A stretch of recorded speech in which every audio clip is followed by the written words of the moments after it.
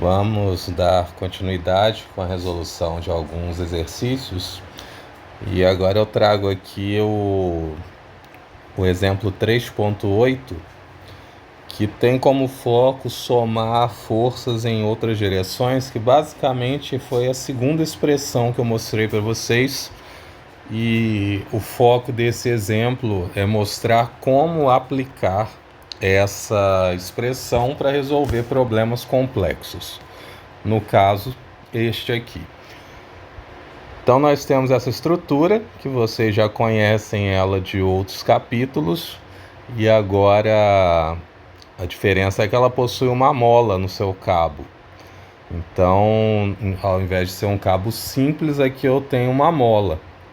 E essa mola precisa sustentar esse colar em C. O colar pode deslizar ao longo da barra e basicamente é a mesma análise que fizemos anteriormente, mas agora com uma mola. Então nós precisamos encontrar o peso do colar que produz a configuração de equilíbrio mostrada na figura. Então é dado que a constante de rigidez da mola é 3 newtons por milímetro e o seu comprimento indeformado, L0, de 200 milímetros. Na figura nós temos aqui apenas os pontos A, B, C e D sem o comprimento. Então nós precisamos analisar inicialmente qual é esse comprimento dado nessa figura. Então, sabendo disso, uma das coisas que nós precisamos encontrar é a força aplicada por essa mola. Então aqui nós temos basicamente duas forças atuando. A força na mola e a força peso. A partir disso vão surgir algumas reações e ao longo dessa resolução nós vamos discutir as reações. Uma outra coisa interessante de observar é que entre o ponto C e o ponto D eu tenho o tamanho da mola. Então nós vamos precisar dessa informação para conseguir descobrir qual é o tamanho da mola nessa configuração nova, que não é que é a configuração de equilíbrio. Então, lembrando que a força da mola, nesse caso, vai ser a força CD. E ela é dada por K vezes o comprimento final, que nesse caso aqui vai ser o módulo do vetor posição RCD, menos o comprimento inicial L0, que a gente sabe que é 200. Então, para isso, nossa primeira ação é descobrir o comprimento CD. E nós podemos fazer isso somando CA com AD. Então, o vetor posição CA mais o vetor posição AD nos dão essas informações. O vetor posição AC ou CA, nós já fizemos isso uma quantidade de vezes, né? Ele vai ser o comprimento dado ali de 240 vezes o vetor unitário. Então, nós precisamos dos pontos A, C e D. Olhando na figura, nós temos aqui que A está no plano YZ. Então ele tem 0 para X, 60 para Y e 240 para Z. O ponto C, ele está já no espaço, né? Então, embora tenha o ponto B, na verdade. Vamos colocar o ponto B. O ponto B está no plano XY. E aí ele tem 120 por 300.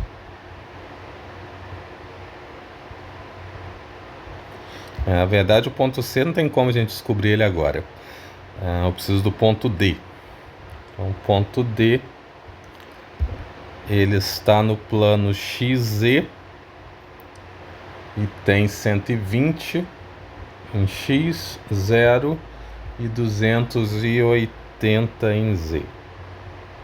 Ok, com isso nós conseguimos aqui o vetor AB.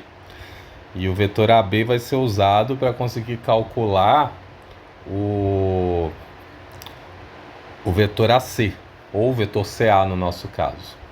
Então, lembrando aqui que o vetor AC é igual a menos 240 vezes o vetor,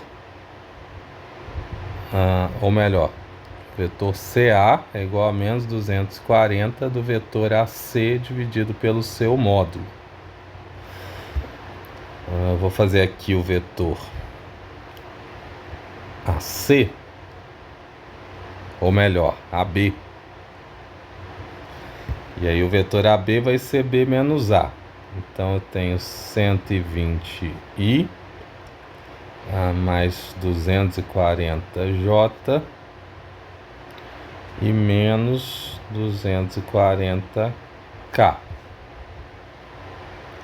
Agora o módulo de RAB vai ser 360. Então, com isso, eu consigo calcular esse vetor aqui. Vai ser menos 240 dividido por 360.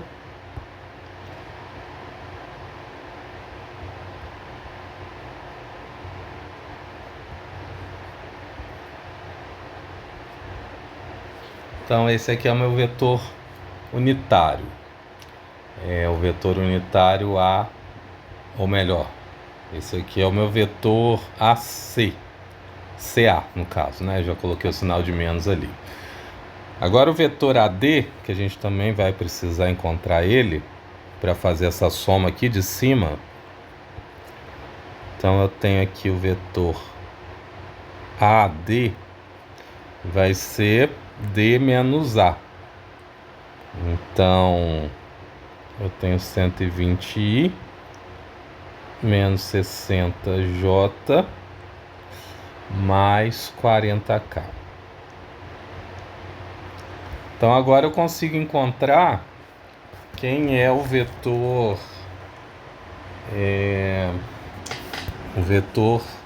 CD que eu queria encontrar, né? Então, uma coisa que a gente pode fazer é dividir esse 240 pelo 360 e já multiplicar ali para facilitar a soma. Então aqui eu vou colocar essa soma. Tem que o RCD vai ser igual ao RCA, que vai ser aqui menos 80i menos 160j. Eu dividi o 240 pelo 360 e agora eu estou multiplicando pelos números aqui de dentro, né? Dá 0,66. Então aqui vai dar 80, aqui 160 e aqui 160 também, né? Só que agora é positivo. Então esse aqui é o meu RCA. E eu vou somar ele com o meu RAD. E aí, fazendo essa soma, nós vamos ter aqui 40 e depois 220j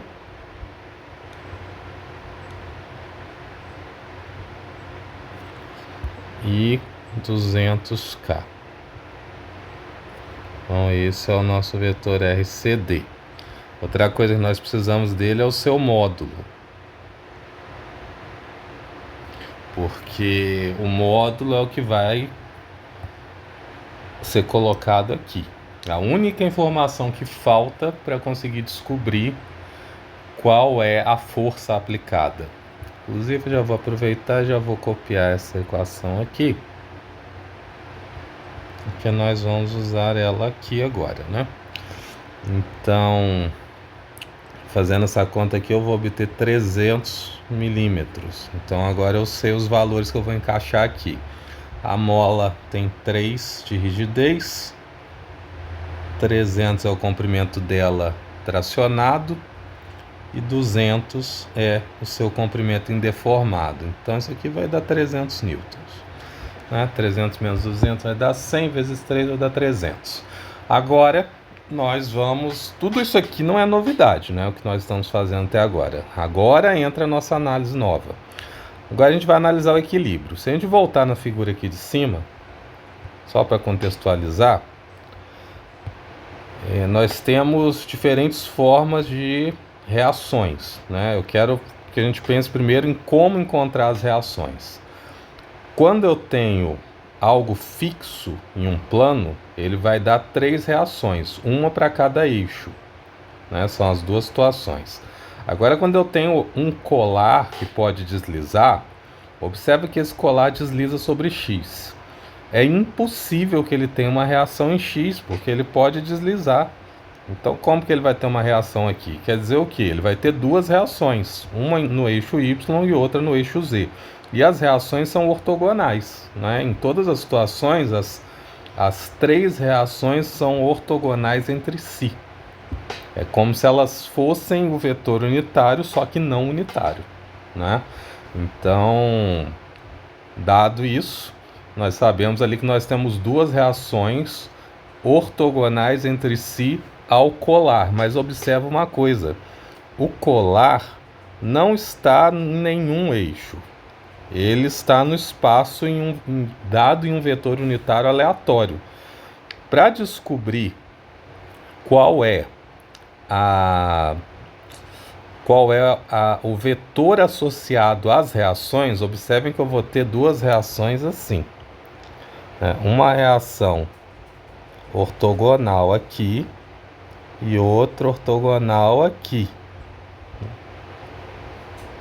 Dessa forma. E isso é uma possibilidade, né? No caso aqui, é a possibilidade que a gente imagina, porque se o colar está sendo tracionado para cá, então ele vai tocar na barra aqui nesse ponto e ela vai fazer uma reação nesse sentido que eu estou mostrando. E ela também vai fazer uma reação para fora, né? Talvez aqui desse jeito que eu desenhei não ficou bom. Vou colocar para cá, ó, como se ela estivesse apontando para o outro lado, né? Uma está apontando para fora aqui e a outra apontando para o outro lado. Então essas seriam as reações mais evidentes. Só que para você encontrar essas duas reações, elas são mostradas aqui embaixo também, né?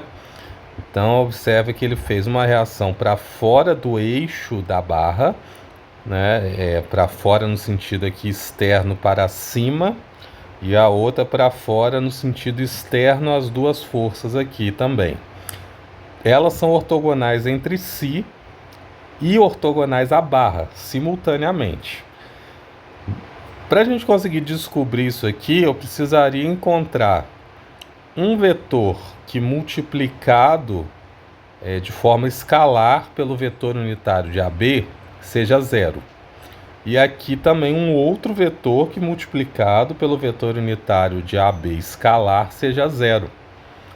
E ao mesmo tempo, esses dois vetores R1 e R2 multiplicados entre si também precisam ser zero, porque essa é uma propriedade do produto escalar, né? Ele precisa ser nulo toda vez que o ângulo for 90 graus, porque, lembrando que aqui o produto escalar ele vai ser o módulo de A vezes o módulo de B vezes o cosseno de θ. Lógico que não seria essa a formação que nós usaríamos para conseguir achar esse vetor.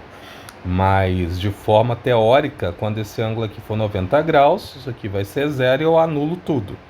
Então essa é a ideia formal do que nós estamos pensando. Agora observe o seguinte, isso é difícil de achar. Não é trivial encontrar quais são os números que multiplicados aqui por R1. Eu teria aqui basicamente um conjunto de equações. Olha. Eu tenho o meu vetor R1, o meu vetor R2 e o meu vetor R1 e R2. Então eu preciso encontrar o vetor R1 que multiplicado pelo vetor posição AB, né, cosseno de θ, que a gente já sabe que é 90, seja zero. Depois eu preciso encontrar um vetor R2 que multiplicado por RAB também seja zero. E preciso encontrar simultaneamente um vetor R1 por R2 que satisfaça as duas equações de cima e que também seja zero. Logicamente a gente não vai usar esse formato de equação, mas nós usaríamos o formato vetorial, né? Então eu teria aqui um R1xi mais um R1yj mais o R1zk vezes o vetor unitário do AB, que a gente já sabe qual é, né?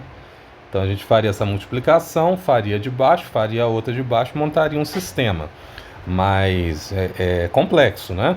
Não é uma coisa tão simples de se fazer. Também não é impossível. Por que eu estou fazendo esse comentário? Porque existe um caminho muito mais simples. Como nós estamos encontrando equilíbrio de forças, o equilíbrio precisa ser dado independente da posição que nós estamos, ou melhor, independente do eixo que nós estamos avaliando. Então, se eu avaliar no eixo da barra, que é o eixo AB, o que vai acontecer? Eu vou projetar todas as forças para o eixo da barra. Quando eu fizer isso, como o R1, que é a reação 1, ela é ortogonal à barra, ela vai se anular. Como a reação R2 também é ortogonal à barra, ela vai se anular. Então, a partir disso, a gente vai eliminar as reações da equação. E essa expressão que eu estou falando, basicamente, é a segunda que eu apresentei aqui, né? É essa expressão aqui. Forças na direção de Rn. Quem é o Rn agora? O Rn é o R da barra, né? O vetor posição da barra, que é o RAB. Então, por isso que eu coloquei um N, porque pode ser qualquer direção. No caso agora, a gente sabe quem é esse N, né? É o RAB da nossa barra aqui. Nós já temos, né, essa posição da barra, então a partir disso, o que nós vamos fazer agora é determinar o somatório das forças igual a zero. Esse somatório que ele seria vetorial, né, do jeito que a gente colocou aqui, ó. Ele é um somatório de todas as forças.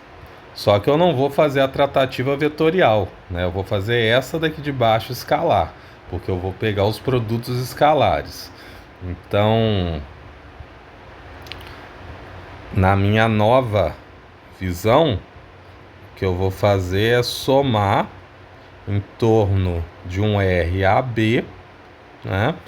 Para obter esse somatório igual a zero. Então, fazendo isso, nós precisamos determinar quais são as forças que nós temos, e são 4, né, dadas aqui na figura. E eu vou colocar formalmente as 4, porque nós vamos fazer o seguinte, ó,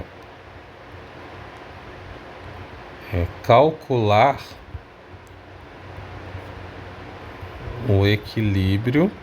Eu vou colocar isso aqui para na hora que vocês forem estudar, vocês lembrarem o que eu fiz. Ao longo da barra AB. E o objetivo disso aqui, né? Vou colocar aqui para eliminar R1 e R2. É para isso que nós vamos fazer esse cálculo. Então a ideia é o seguinte: vou pegar o meu vetor FCD e vou multiplicar ele pelo unitário de AB.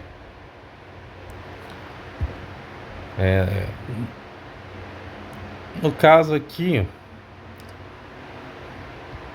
eu vou fazer uma mudança. Em vez de AB, eu vou usar BA, porque BA, observe que o sentido BA eu tomaria o sentido positivo, né? No sentido para cima da barra, vamos colocar dessa forma. Então, não altera o cálculo, tá? Se você fizer o AB, porque no fim das contas os sinais vão se readequar. Enfim. Então, eu vou fazer a mesma coisa com o R1, eu vou multiplicar ele de forma escalar por RBA. Vou fazer o mesmo com R2.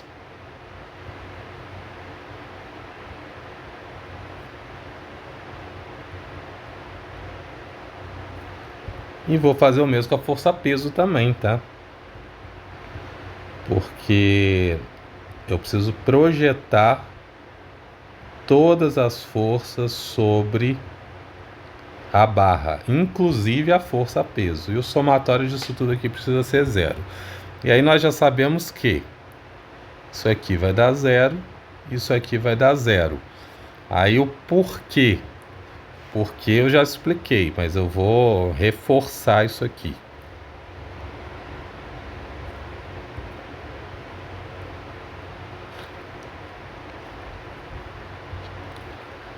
Eu tenho aqui que o produto escalar de A por B, eu tenho módulo de A vezes módulo de B vezes o cosseno de 90. Então isso é 0. Por quê? Porque o cosseno de 90 ele vai ser 0. Então por isso que essas duas estruturas saem da minha equação. A partir disso, eu consigo agora resolver o que sobrou, né? O que sobrou foi o FCD. Então eu tenho o vetor FCD, e aí é interessante perceber que nós encontramos aqui em cima, eu até coloquei vetorial, mas na verdade é um módulo, né? Eu vou até tirar esse símbolo vetorial daqui, que na verdade o que nós temos é um módulo, nós não temos o vetor. Nós temos um módulo de FCD ao longo da mola CD. Mas o vetor precisa estar associado com o vetor unitário CD. E nós temos aqui o vetor CD, temos aqui o seu módulo e montamos então o unitário e multiplicamos por isso aqui para descobrir quem é. Então vamos lá. O módulo, vou ampliar isso aqui, ó. FCD é igual ao valor de FCD vezes o vetor RCD dividido pelo seu módulo, tá? Embora isso aqui você já tem que saber, sim, a essa altura não precisaria nem ser explicado, mas vamos relembrar, né? Supondo que sempre tem um perdido. Então, 300 é o módulo, do módulo da força, no caso, né? Esse aqui é o vetor RCD. E aqui vai acontecer uma coisa interessante, porque ele colocou o valor da força igual ao valor do módulo. Aí o que vai acontecer? O vetor RCD acaba virando o próprio vetor força, né? Mas é um caso especial, tá? Cuidado. Não tome como uma verdade universal. Agora o peso a gente não determinou ainda, né? No caso aqui a pergunta era determinar o peso. Essa era a pergunta, na verdade. Então eu tenho aqui o meu vetor peso, que vai ser, vou puxar aqui também. Então o peso vetorial, ele é um peso que a gente não sabe, né? Negativo, porque vai apontar para baixo, e em relação a K, vamos só conferir se o eixo Z, isso. Às vezes ele troca o eixo, tá? Então isso aqui não é Z, isso aqui passa a ser Y, então precisa conferir. Porque se isso aqui não for Z, o meu unitário aqui não vai ser K, vai ser o J. Então tomem esse cuidado, que às vezes isso acontece. Então agora eu tenho aqui o meu vetor força. vai ser menos WK. E isso aqui precisa ser igual a zero. Ou melhor, falta um grande passo aqui, né?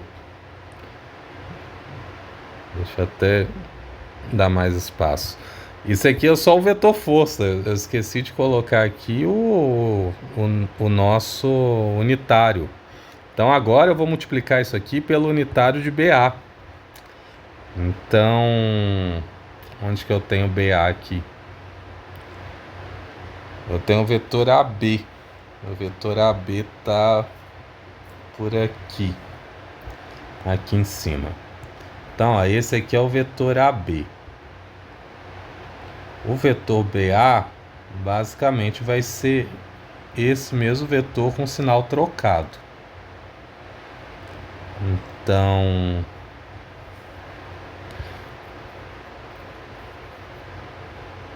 aqui eu tenho um menos, aqui eu tenho um menos e aqui eu tenho um mais. Então esse aqui é o meu vetor RBA. O módulo dele ali em cima era 360. Ok. Então eu vou fazer isso aqui e eu também vou fazer isto aqui.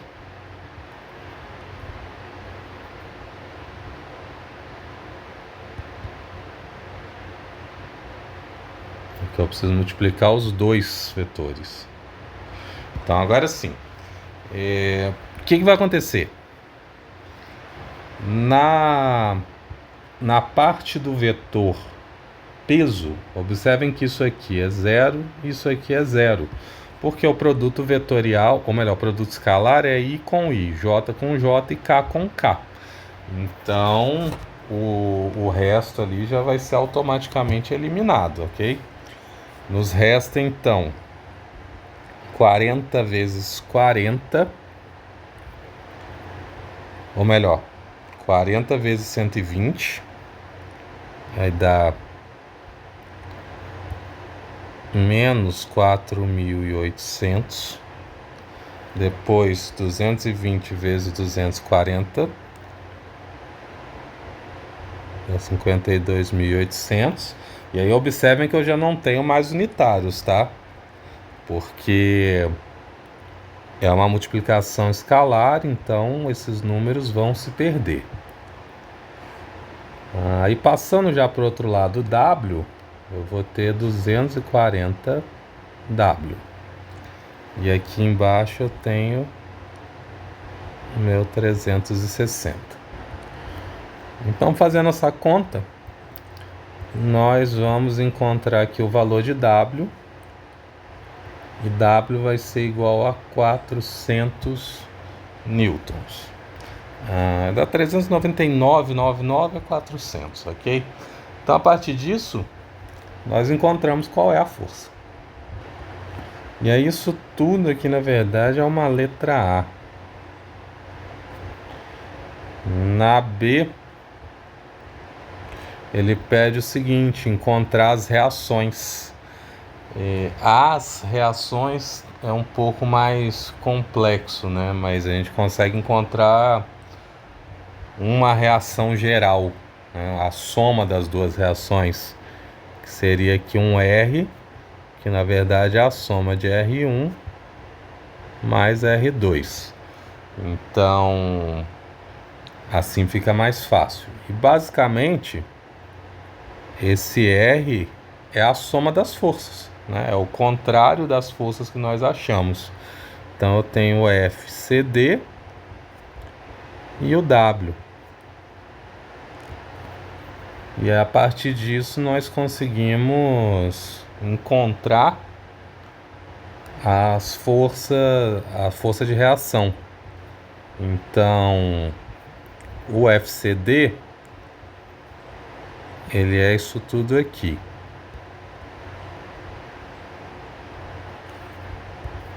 Com um menos na frente. E o W, ele tem só a componente K. Ou melhor, é 400 agora, né? Nós achamos o valor. Então, com isso, nós temos aqui que a reação ela vai ser menos 40i mais 220j menos 400 vai dar mais 400 menos 200, então vai dar mais 200k. E esse é o vetor de reação que nós temos com unidades em newtons. Uma coisa talvez mais interessante é calcular o seu módulo. E o módulo, então, da soma das reações vai ser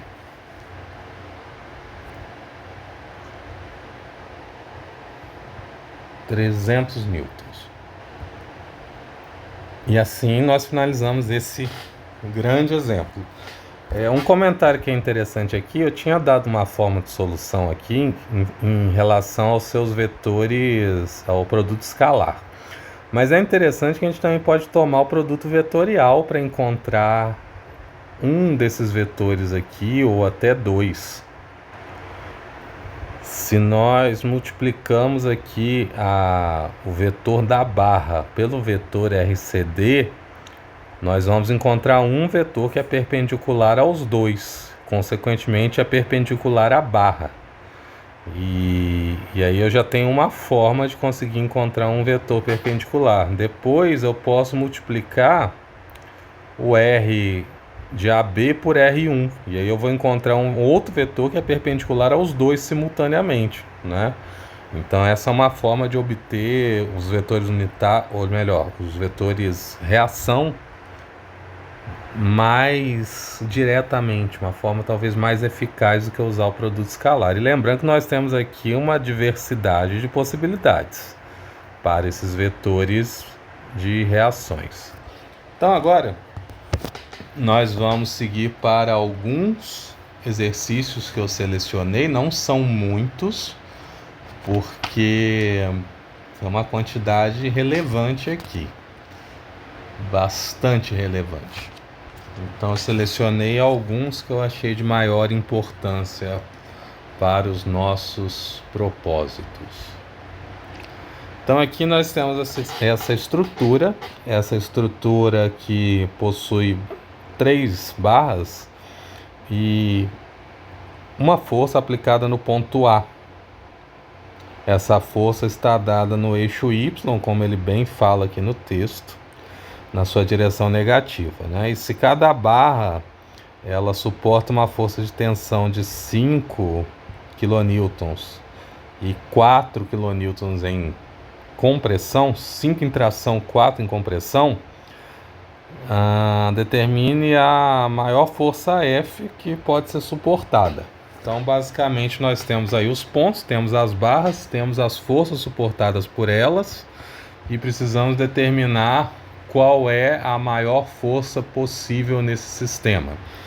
Então eu tenho aqui, vou colocar Fc como força de compressão igual a 4 kN e um Ft de tração igual a 5 kN.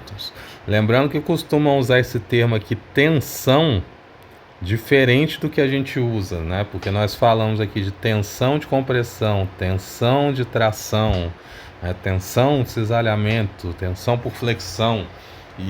E às vezes esse termo tensão é usado no inglês e na física também como tração, como sinônimo de tração. Eu acho complexo, porque isso interfere um pouco na nomenclatura, mas enfim, apenas um comentário. Então o que nós vamos fazer? Determinar o diagrama de corpo livre aqui é muito fácil, né? O ponto onde todas as forças se encontram é no ponto A. Inclusive eu nem comentei do outro aqui, mas eu também acho que era muito evidente, né? Assim, o único ponto que você pode avaliar as forças aqui é o ponto C.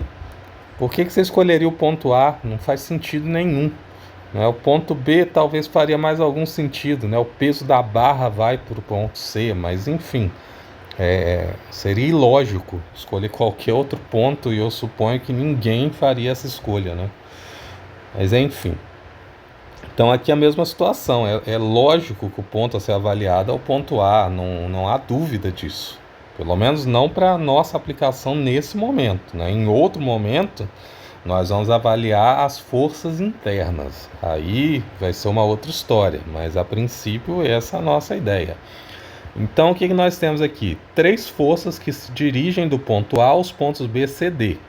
Né? A estrutura é simétrica, isso aqui é muito perceptível, então eu tenho aqui um ponto B que está no plano ZY e eu tenho os outros pontos que estão no espaço.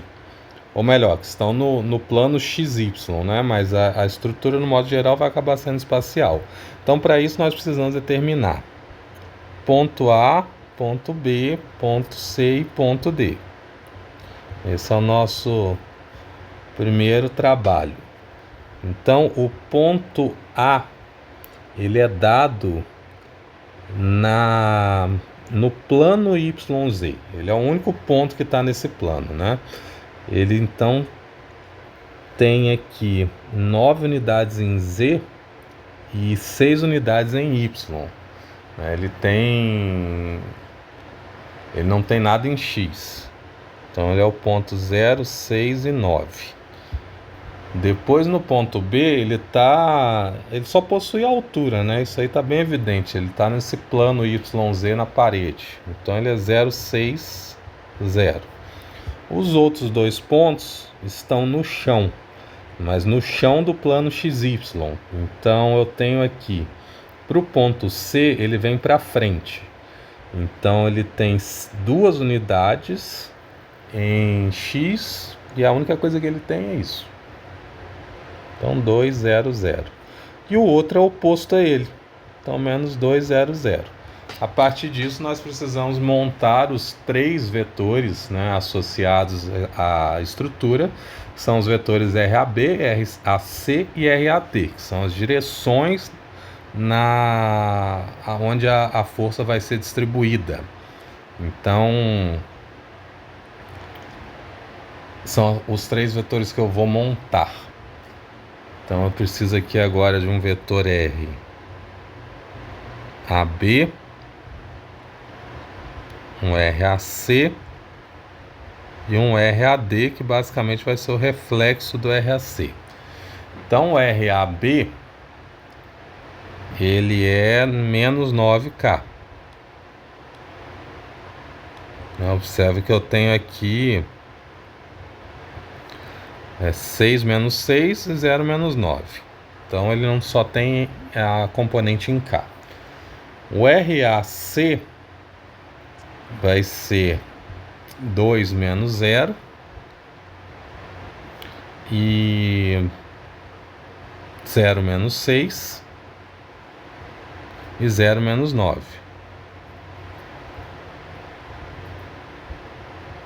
Então ele é um vetor já completo. Quando eu busco agora o RAD, ele vai ser igual, só que com sinal trocado na primeira componente. Ok, obtendo esses vetores, eu vou precisar do módulo de cada um deles. O RAB, lembrando, né, é aquela força horizontal, não precisava nem ter feito esse cálculo. Mas, enfim, até que eu coloquei aqui, eu vou seguir. Ele vai ser 9. O RAC e o módulo de RAD já vai precisar calcular. Então RAC vai ser 36 mais 81 mais 4. Vai dar 121, então dá 11. Esse aqui também vai dar 11. Porque são iguais, né? Só muda o sinal. Então, a partir disso, eu consigo montar agora as forças associadas a esses vetores. E essas forças vão ser as forças que estão dadas aqui. Eu tenho uma tração em AB e compressões em AC e AD. Então, eu vou chamar às vezes a gente pode chamar de T por causa da tração, mas aí pode ser um problema, porque a gente não sabe necessariamente os valores que nós vamos obter, né? Então, assim, claramente é visível que a AD e a AC vão estar em compressão. Então, chamar de T seria meio estranho. Então, eu vou fazer o seguinte. Aqui nós temos agora as três forças. Então, a primeira delas vai ser o meu TAB, que vai ser o vetor TAB, né, que vai ter uma força AB, que eu não sei qual é ainda, a gente precisa achar esse valor, vezes um vetor unitário K. Como ele está no sentido aqui negativo, né? Então eu vou ter aqui um sinal negativo. Depois eu tenho o meu vetor FAC, que vai ser também um FAC de módulo, vezes o vetor 2i menos 6j menos 9k dividido por 11. E aí coisa semelhante vai acontecer no AD, só com a mudança agora do sinal. Agora eu tenho um menos 2 no começo. E ainda eu tenho também, né, a força F. Essa força F aqui, que ela é um F menos J. Então a força F é igual a menos F em J. Então a partir disso a gente vai somar essas forças. Então o somatório delas é igual a 0, que vai ser dado daquele modo clássico. Então agora nós avaliamos quem nós temos. Vamos começar por FAC. Eu tenho 2 sobre 11 FAC em I, menos 6 sobre 11 FAC em J e menos 9 sobre 11 FAC em K, que é o Z, né?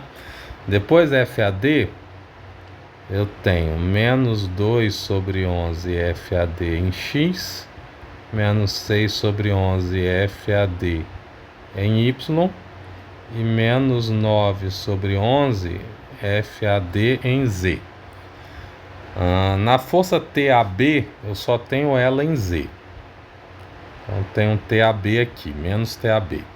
A força F, eu só tenho ela em J, que é X. Então, com isso, eu já terminei de escrever todas as equações. Da primeira, nós tiramos aqui muito facilmente que FAC é igual a FAD. Então isso fica muito evidente aqui na primeira equação. A partir disso, nós podemos substituir na segunda para encontrar um FAC em função de F, né? Um FAC em função de F. Então observa que se eu substituo na segunda,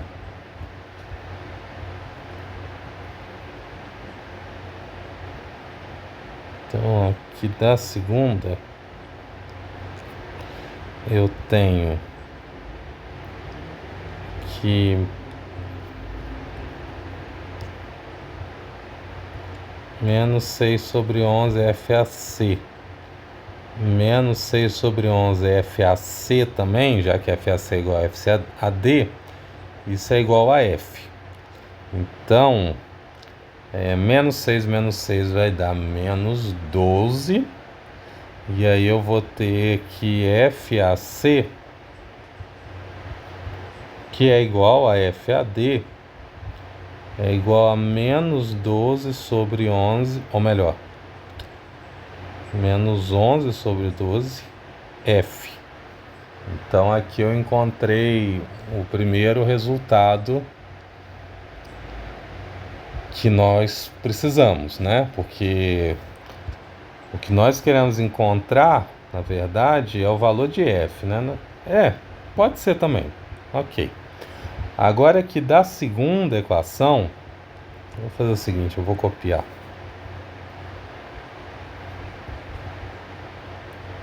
Então, ó, dessa segunda equação, eu vou fazer o seguinte, eu vou multiplicar em cima por menos 9, multiplicar embaixo por 6 e somar. Quando eu fizer isso, lembrando que o FAC é igual a FAD, né? Então eu vou ter aqui 0, 0, 0, 0. Então vai me sobrar mais 9F menos 6TAB. Isso igual a 0. Então tem aqui o segundo resultado, né? TAB vai ser igual a 9F sobre 6. Então nós temos 3 resultados.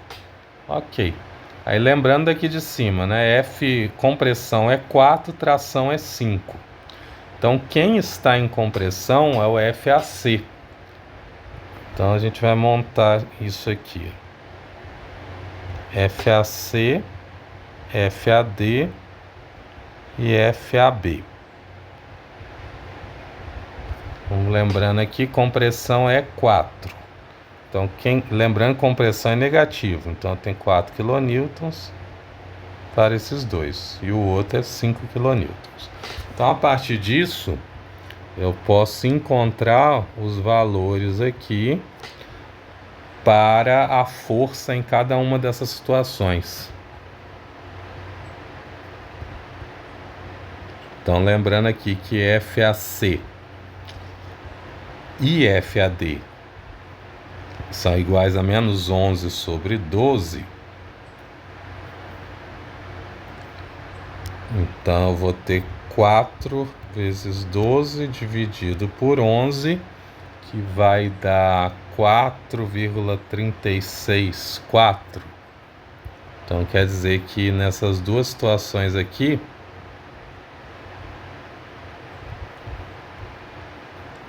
a força F vai ser igual a 4,364 kN. Quando eu avalio a segunda, que é essa equação de baixo que eu encontrei, eu tenho 5 vezes 6 dividido por 9.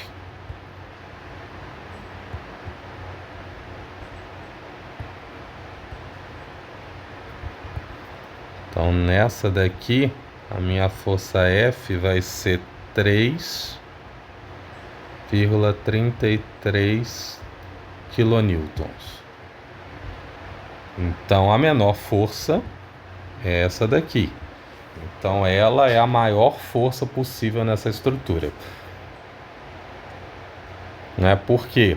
Porque se eu colocar a força de 4 kN, essa barra daqui até a B não vai suportar. Então, por isso que eu preciso encontrar a menor força. A menor força é sempre aquela que vai ser possível para o sistema. Ok. No próximo, corresponde ao nosso 3,53, nós temos o seguinte. Nós temos essa placa. Essa placa pesa 1,6 kN e é solicitado determinar a força nos cabos AB, AC e AD. Percebam que ela é sustentada por 3 cabos. Eu coloquei aqui o ponto que nós vamos analisar, mas aqui é importante fazer um comentário. Por quê?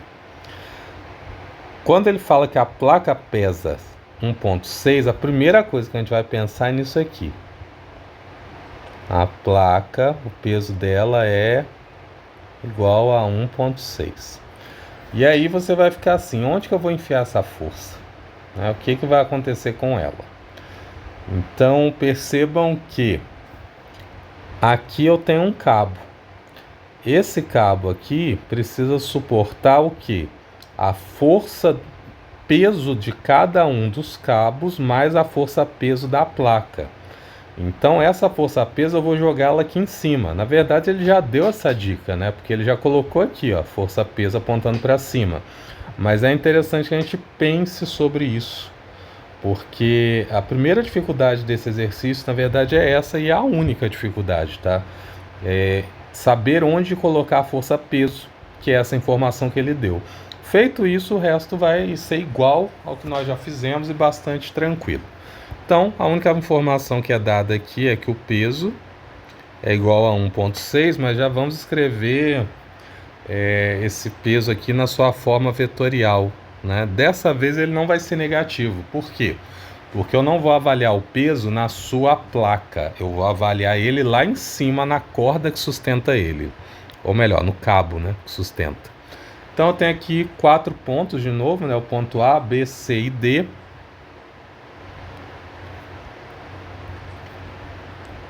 O ponto A só tem a altura, que é 1,2.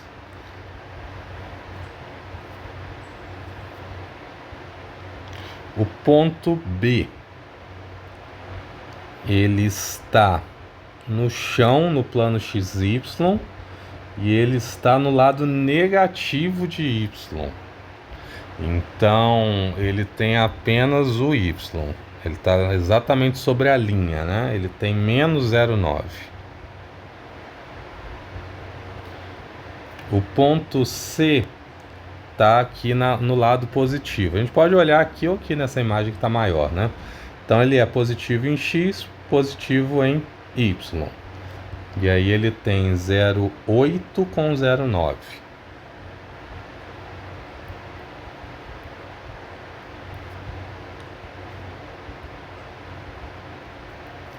E o ponto D, ele é exatamente oposto ao ponto C. Então ele só muda o sinal de X.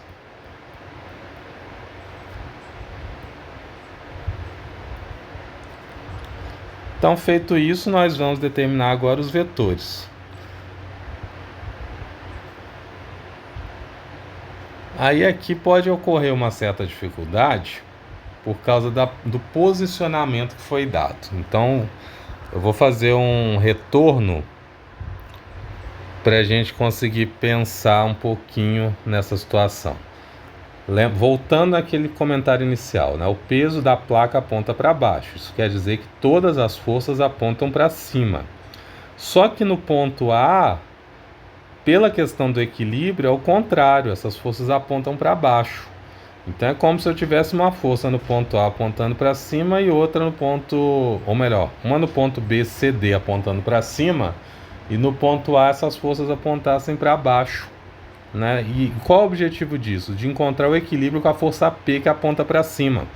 O cabo aqui A alguma coisa, né? Porque não tem outro ponto, ele puxa toda a estrutura para cima. Então se ele está puxando, para manter o equilíbrio, nesse ponto as forças dos cabos puxam ele para baixo.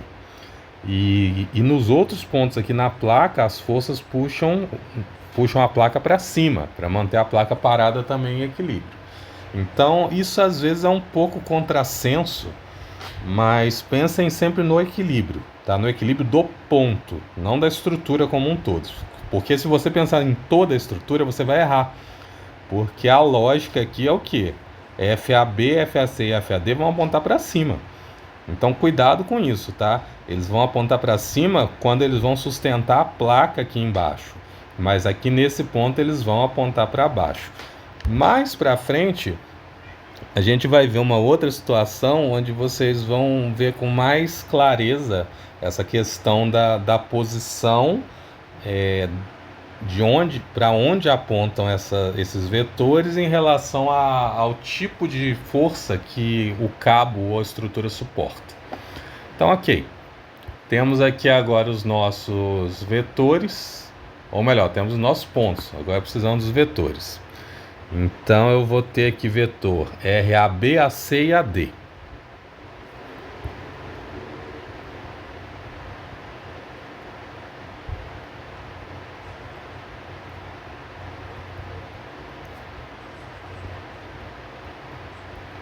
Então esses são os meus 3 vetores. AB vai ser menos 0,9i menos 1,2k. E aqui não é i, é j.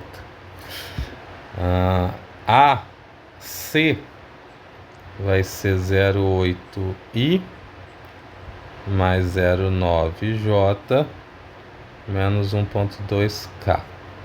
E AD vai ser a mesma coisa, só mudando um sinal.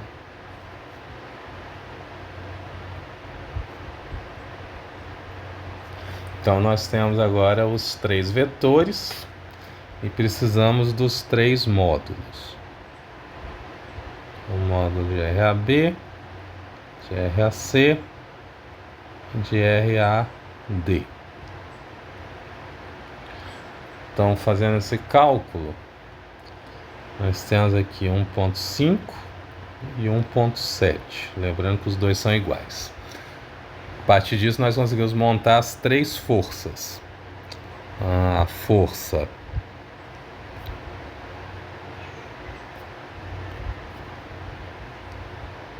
FAB, força FAC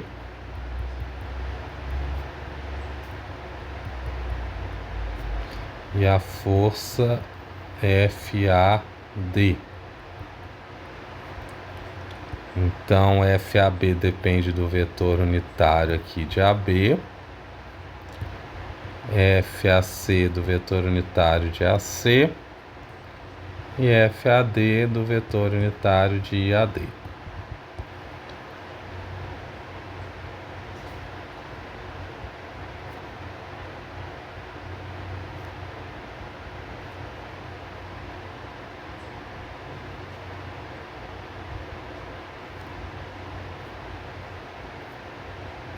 Então, ok. Com isso, nós vamos montar o nosso equilíbrio, né?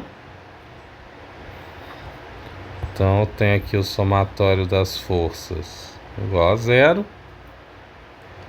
E nós dispomos os nossos vetores. Lembrando ainda que temos mais uma força, né? Temos a força P. De P aqui é 1,6k. Então, ok, agora sim. Então, nós temos 0,8 dividido por 1,7 FAC, 0,9 dividido por 1,7 FAC e menos 1,2 dividido por 1,7 FAC. Depois FAD, nós temos 0,8, 1,7 FAD, mais 0,9, 1,7 FAD e menos 1,2, 1,7 FAD.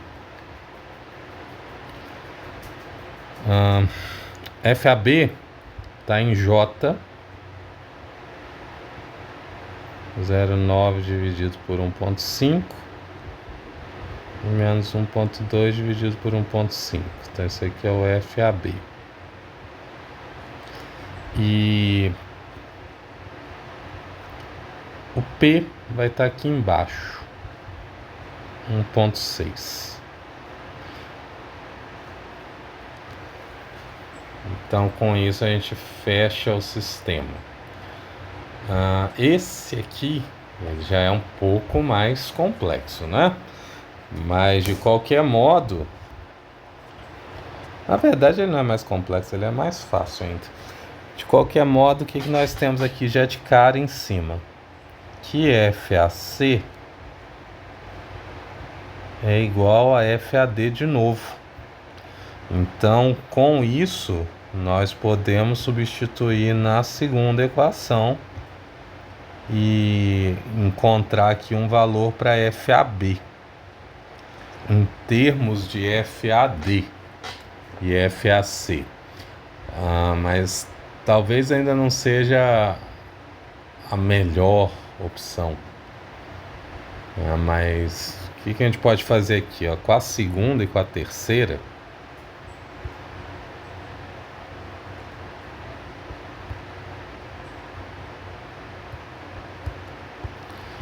Como FAC e FAD são iguais, eu posso multiplicar por 1,2 em cima, por 0,9 embaixo e somar. Então aí eu tenho que aqui FAC vai embora, vai sobrar só o FAB. E aí eu já consigo descobrir o FAB. Então eu tenho 1,2 vezes 0,9 FAB negativo,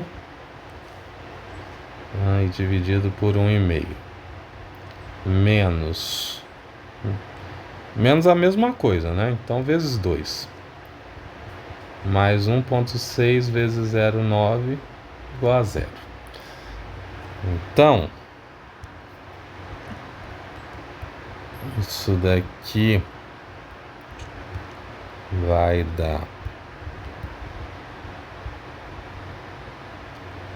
1,44. E aí o 0,9 vezes 1,6 também vai dar 1,44.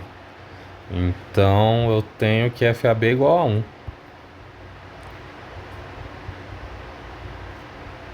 Igual a 1. Agora 1 o que? 1 quilonewton. Então nós achamos aqui o primeiro valor.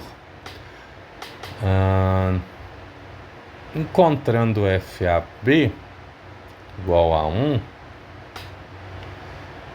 nós podemos utilizar a segunda equação para encontrar o FAC e AD ao mesmo tempo, já que eles são iguais.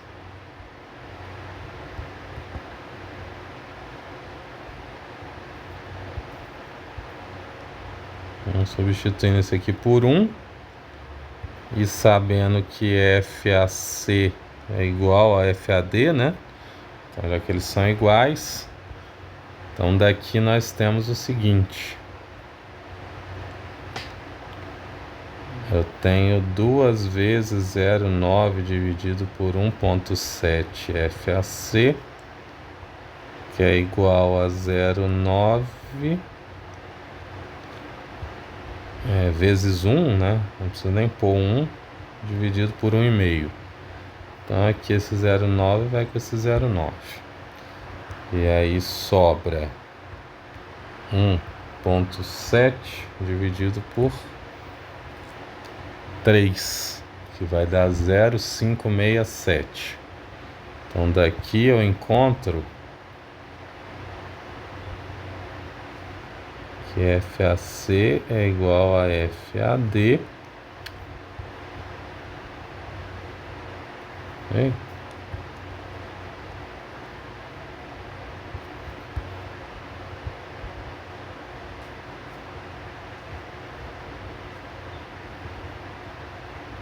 Igual a 0,567.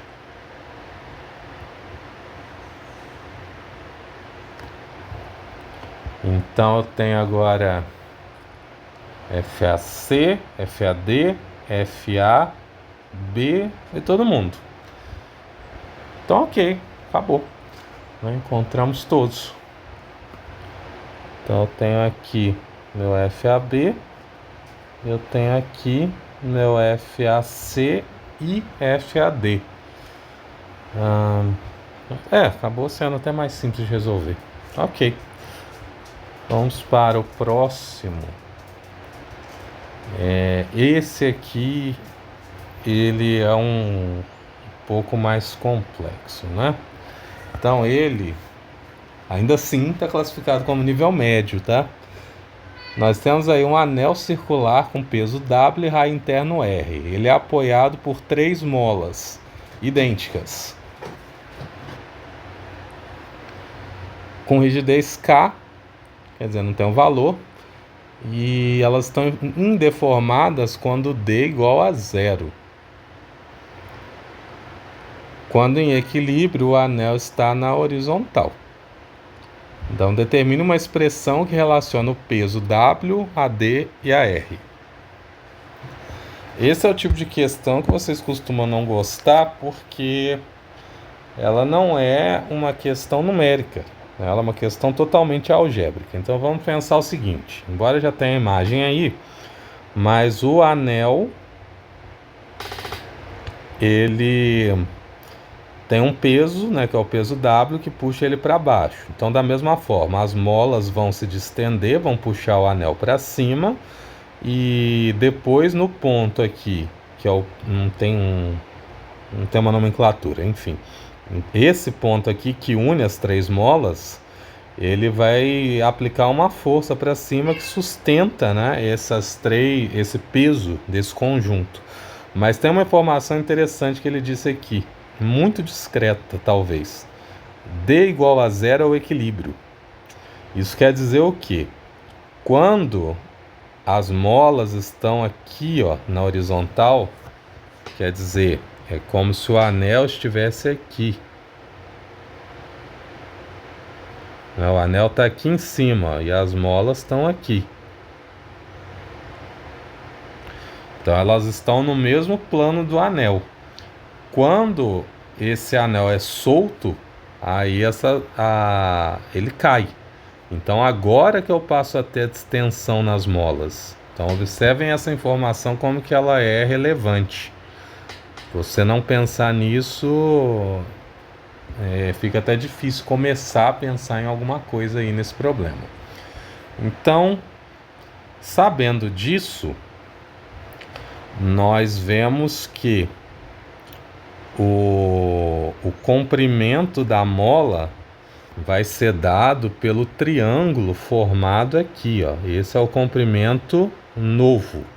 Mas o comprimento original é dado pelo próprio raio do anel, né? Visto que elas estavam naquela posição original que eu falei, todo mundo aqui em cima, né? Então o comprimento L0 vai ser o próprio raio.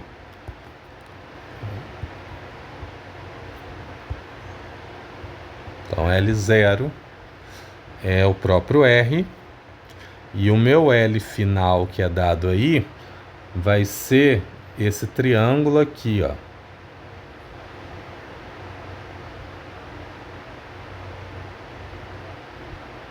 Que ele é formado pelo seguinte. Aqui eu tenho a mola, né? Para desenhar isso aqui vai ser difícil. Enfim. Então aqui eu tenho a mola. Essa distância é D, que ele falou.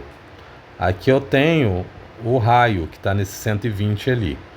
E aqui, ou melhor, aqui não é D. Aqui é D. Aqui é a altura. Então o comprimento da mola é essa medida aqui. E isso aqui é muito fácil, né? Eu vou chamar de LF, já que é o que a gente vai calcular ali. Então, ó, LF ao quadrado é igual a R ao quadrado mais D ao quadrado. Então, esse LF aqui é o quê? É a raiz de R ao quadrado mais D ao quadrado, ou D ao quadrado mais R ao quadrado, tanto faz. Que, na verdade, está aqui na figura também, né? Então, é basicamente isso daqui. Então, com isso, nós temos o comprimento da mola, comprimento final, comprimento inicial, e já temos que a constante é K. A partir disso, eu já consigo calcular aquele valor de Fs, né, que é K vezes ΔL ou ΔS, o que for melhor. Então, isso daqui vai ser basicamente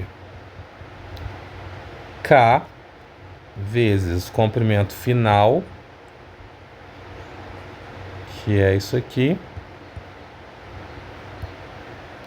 menos o comprimento inicial, que é R. Então esse aí é o meu valor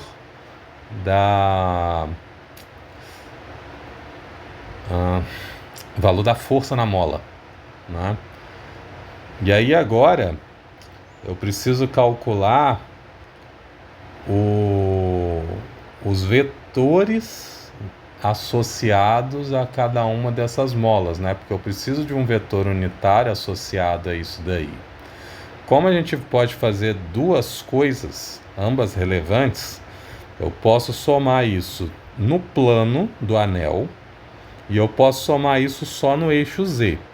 Observe que se eu somar só no eixo Z, eu tenho duas possibilidades. Eu posso tomar esse ângulo, como eu posso tomar esse ângulo aqui. Observe que nessa figura ele está tomando o ângulo alfa aqui embaixo, né? E aí, o que eu tenho? O meu D é o seno. Então eu tenho hipotenusa seno de θ igual a D. Agora, se eu tomar o ângulo aqui em cima, e eu vou desenhar esses ângulos. Então eu vou chamar esse aqui de alfa, porque foi o que ele fez. E eu vou chamar esse outro aqui de cima de θ. Se eu tomar o ângulo de cima, a decomposição aqui no roxo, eu acho que eu vou copiar essa figura. Vou copiar ela para não gerar confusão com a imagem original que a gente estava fazendo. Então agora, se eu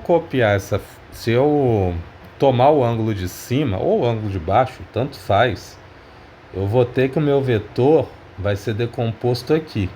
Só que observe que eu tenho 3 vetores, né? Porque eu tenho Fs, eu tenho 3 molas, as 3 molas são idênticas. Então eu vou sobrepor aqui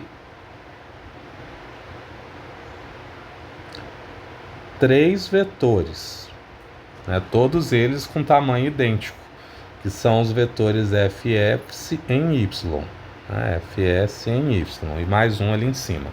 Então a partir disso, qual é a relevância disso que eu estou falando? Porque eu vou fazer o somatório das forças em Y igual a 0. Então eu vou ter aqui menos 3 vezes o Fs, ou de forma mais formal, né? Eu tenho Fs y menos Fsy menos Fsy mais o peso W apontando para cima. Isso precisa ser igual a 0. Só que o Fsy precisa ser decomposto, né? Percebam isso. Eu preciso decompor ele em termos de Fs. E aí ou eu vou usar o ângulo θ ou eu vou usar o ângulo alfa.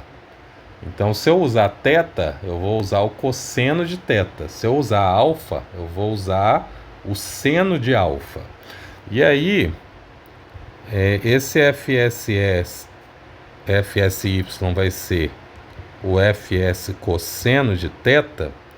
Observem que quem é cosseno de θ não é um valor assim absoluto agora, porque está em termos de outras variáveis. Então, o cosseno de θ aqui é o cateto adjacente, que é D, dividido pela hipotenusa. Então, eu tenho aqui D vezes isto, ou melhor, vezes não, dividido por isso aqui. Então, esse é o meu cosseno de θ. A partir disso, a minha soma ali em cima vai virar 3Fs vezes cosseno de θ, onde agora eu já sei quem é cosseno de θ, mais o peso.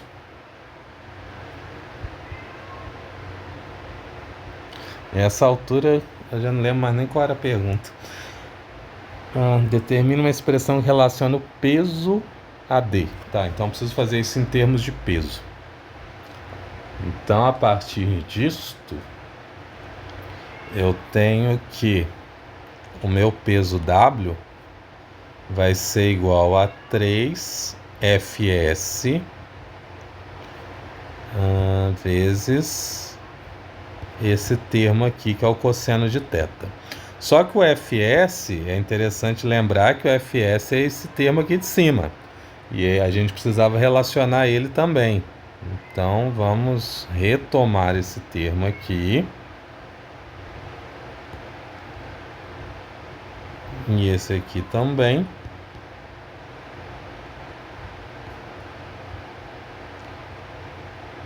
Então, agora, eu sei que a minha força-peso é 3 vezes K vezes a raiz quadrada de R quadrado mais D quadrado, menos R, e vezes D dividido por essa raiz de novo. Como eu tenho um termo aí dependente não, né? Um termo separado, a gente pode fazer uma mudança. a gente pode inserir isso aqui dentro desse parênteses para modificar um pouquinho essa força e ter uma expressão um pouco melhor. Um pouco, né? Não melhora muita coisa. Então, quando eu coloco essa força aí dentro, eu vou ter 3K vezes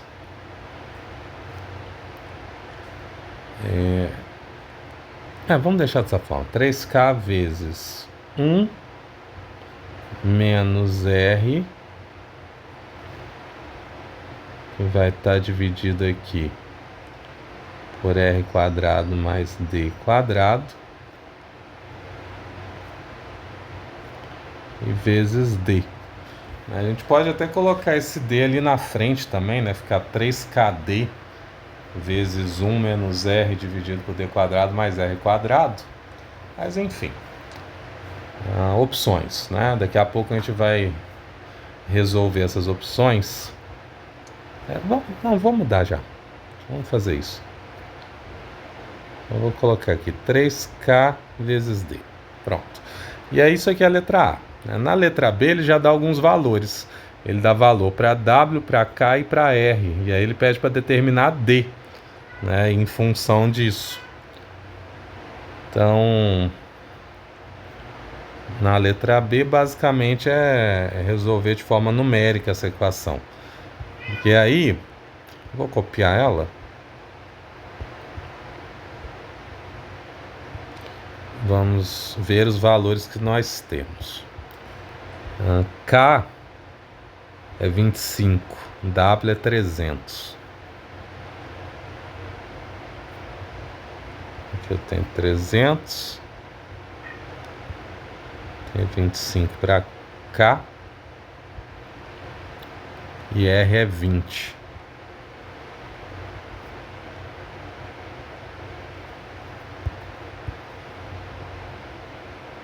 Então eu estou mantendo de vermelho só os valores que eu substituí, né? Então daqui, observem que eu posso passar esse termo para cá dividindo. Então vai ficar 300 dividido por 3, que é 100. E dividido por 25, que é 4. Então, com isso, não vai mudar muita coisa, né? Mas enfim. Aí nós vamos ter essa expressão. Basicamente vai ficar 4 igual a D vezes o resto do termo. Então não modifica muita coisa. Vocês vão perceber que se você tentar resolver essa equação, eu vou escrever a outra forma dela. Então eu teria isso aqui, né? 4 igual a D vezes 1 menos 20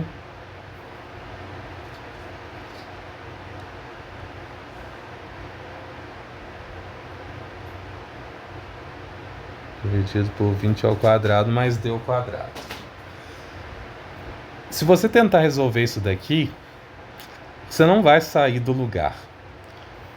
Não é fácil conseguir resolver essa equação aqui em termos de D, do jeito que ela está dada, né?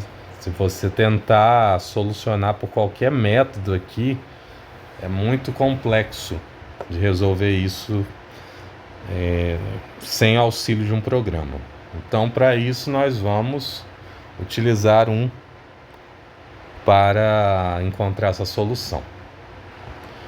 Então, eu coloquei aqui a equação, né, que foi dada, ou melhor, que foi dada não, né, que nós encontramos, e eu coloquei ela em termos de um y, né? Logicamente, esse y aqui vai ser zero, né? Quando eu passo isso aqui para o outro lado, vai ficar menos 4 vezes 1 menos 20 dividido por x quadrado mais 20, onde aqui, é interessante dizer isso, né? Que o x é igual a d.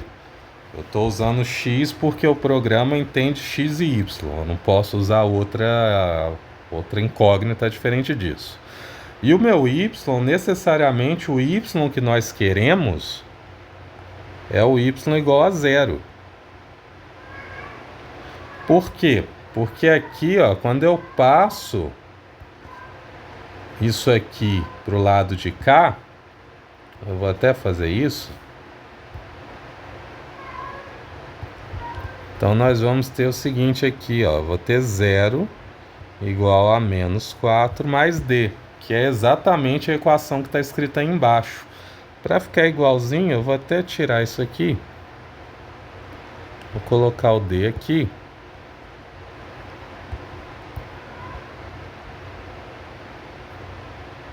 Então agora a gente tem uma equação igual. Então observem que esse y que eu coloquei aqui, na verdade é o zero, né? É lógico que ele vai dar uma equação, mas o que nos interessa é o zero, porque a nossa equação é essa. Quando eu encontro aqui o zero, eu vou achar 16,91. Então, o que isso quer dizer? Quer dizer que nessa situação o D vai ser igual a 16,91. Isso está em...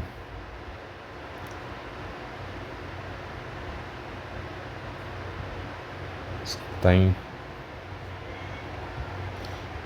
eu ver aqui em cima. Está em polegada. Então, 16,1 polegadas, né? Ok. E aí, o que isso quer dizer? Isso quer dizer que nessa configuração, com uma força de 300 libras de peso, com uma mola que tem uma rigidez de 25 libras por polegada, eu vou, e com um raio de 20, né? Essa mola, esse sistema vai descer 16,91 polegadas quando eu aplicar, quando eu soltar esse sistema, deixar ele livre, até ele encontrar o equilíbrio, ele vai descer essa unidade de 16,91 polegadas. É lógico que a gente pode transformar isso daí em unidades do sistema internacional, ou, como eu costumo dizer, unidade de gente, né, onde 1 polegada é igual a 2,54 centímetros. Então isso daí daria 42,95 centímetros. E o raio que ele deu aqui, que é de 20, seria igual a 50,8 milímetros. Se você olhar no livro, no nosso livro aqui na versão em português, ele deu esse raio como 500 milímetros, que é 50 centímetros, né?